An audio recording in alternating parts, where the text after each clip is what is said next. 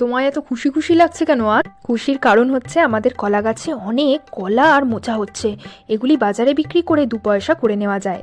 এত খুশিও হো না গোপাল, কখন চুরি হয়ে যায় তা তো বলা যায় না।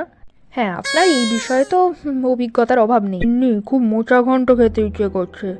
দাঁড়াও, গোপালের বাড়ি থেকে তাহলে কাজটা সেরে নিয়েই আসি।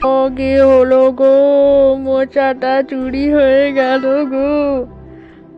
যা সন্দেহ করছি গোপালের বাড়ির মোচা তার ঘন্ট।